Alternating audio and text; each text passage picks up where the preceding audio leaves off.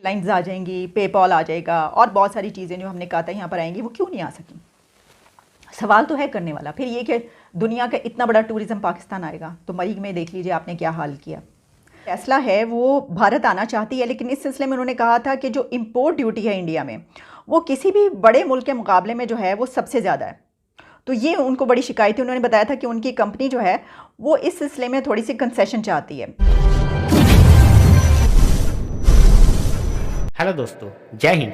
Pakistan media का कहना है कि एलोन मस्क इंडिया में अपना टेस्ला कार लॉन्च करना चाहता है और इंडिया के हर एक स्टेट चाह रहे हैं कि टेस्ला उनके स्टेट में आकर लॉन्च करे। पाकिस्तान मीडिया का कहना है कि भारत की तरह पाकिस्तान के पॉलिटिशियंस कोई बड़ी इन्वेस्टर को वेलकम क्यों नहीं करते हैं। उनका ये कहना है कि जो बाइडेन इमरान खान को आज तक कॉल नहीं किए और मोदी पाकिस्तान का कॉल नहीं उठाते। पाकिस्तान टेस्ला तो दूर की बात, आज तक पेपल को पाकिस्तान में ला नहीं सके। तो चलिए देखते हैं आज की इस वीडियो को, लेकिन उससे पहले अगर आप इस चैनल पर नए हो तो चैनल को सब्सक्राइब करें ताकि हर वीडियो आपको मिलती रहे। Elon Musk wants to bring Tesla in India.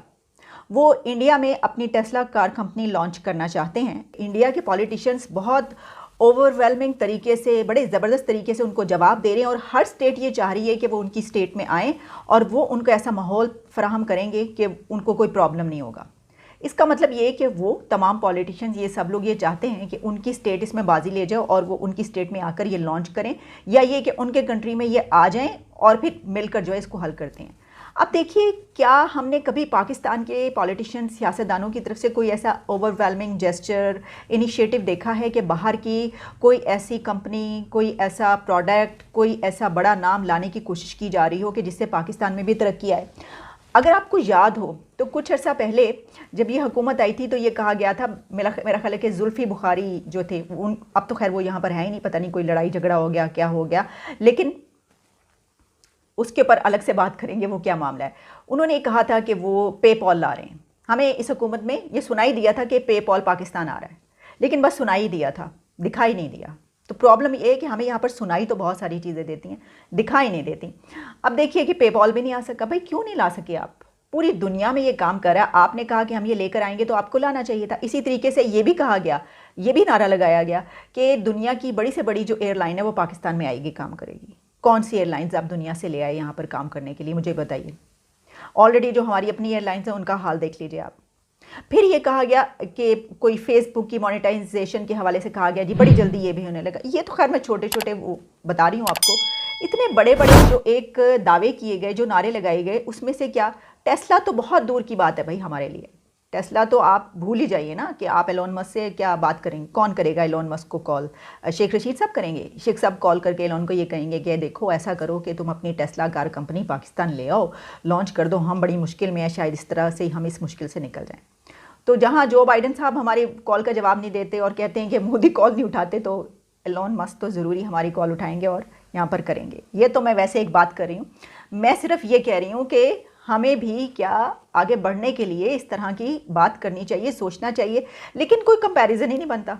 ये भी सही बात है, कंपैरिजन इसलिए नहीं बनता कि ये बात सही है कि दुनिया का सबसे बड़ा आउटलेट और मार्केट इस वक्त जो है वो इंडिया है। लेकिन इस पे भी हम बात किए लेते हैं कि आपको याद होगा कि कुछ दिन पहले हमने कहा था कि देखिए दुनिया के जो रूलिंग टेक कंपनीज़ हैं इस वक्त, जो दुनिया पर रूल कर रही हैं, उन सब के CEOs इंडियंस हैं। आप देखिए जिसका भी नाम उठाकर देखिए, कोई भी टेक कंपनी उठा लीजिए, वहाँ पे आपको मिलता है। अब तो IMF प्लान में भी उनकी एक लेडी चली गई हैं जो उसको बड़े ज़बरदस्त एक डेजिग्नेशन पे उनको हेड कर रही हैं वो, और इसके अलावा बहुत सारे और भी।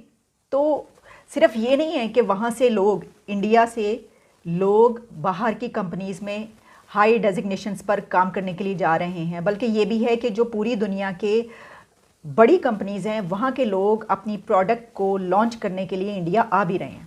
दोनों तरफ, यानी ये एक तरफा सिलसिला नहीं है, ये एक तरफा मोहब्बत नहीं है। अगर इसको कहा जाए तो सही होगा कि ये दो तरफा मोहब्बत है। यानी ये कि जहाँ एक तरफ वहाँ से लोगों को उनकी कंपनीज़ लेती हैं और बड़े बड़े अपने उसमें कंपनीज़ में लगाती हैं, वो समझते हैं कि इंटेलिजेंट है, ये बड़ा अच्छा काम करेंगे, और वो करके दिखाते हैं, वो रिज़ल्ट देते हैं। दूसरी तरफ वहाँ की जो कंपनीज़ हैं बड़ी, वो आ रही हैं। तो ये एक बड़ी खबर थी और दुनिया का इसको मीडिया इसको पब्लिश कर रहा है, इसके ऊपर बात कर रहा है। तो मैंने सोचा कि इसके ऊपर बात की जाए, लेकिन इसके कंपैरिजन में, इसके पैरेलल जब हम ये देखते हैं कि हमने जो चीज़ें लानी थी, चलिए ना देखिए, हम ये बात नहीं करते, ठीक है, हम एक हमारी छोटी मार्केट है, हम वहाँ तक अभी नहीं पहुँचते, लेकिन हमने जो बात की थी, हमने जो नारे लगाए थे जी कि एयरलाइंस आ जाएंगी, पेपॉल आ जाएगा और बहुत सारी चीज़ें जो हमने कहा था यहाँ पर आएंगी, वो क्यों नहीं आ सकी। सवाल तो है करने वाला। फिर ये कि दुनिया का इतना बड़ा टूरिज़्म पाकिस्तान आएगा, तो मरी में देख लीजिए आपने क्या हाल किया। तो जो काम आप कर सकते हैं, टूरिज़्म एक ऐसा काम है जो पाकिस्तान में हो सकता है, पाकिस्तान के नॉर्दर्न एरियाज़ की वजह से, वो काम करने में भी मरी जैसे सानियात हर्डल बनते हैं। और वहाँ पर आप 3 साल हो गए आपको आए हुए, आपने कोई एक रिफॉर्म नहीं की मरी में या इस तरह के एरियाज़ में कि वहाँ पर अगर फ़र्ज़ कीजिए टूरिस्ट आ ही गया कोई गलती से, तो उसको वहाँ पे प्रॉब्लम्स का सामना ना करना पड़े। अगर आपने ये किया होता तो फिर अब ये तो ना होता कि बिल्कुल ही ख़त्म हो जाए।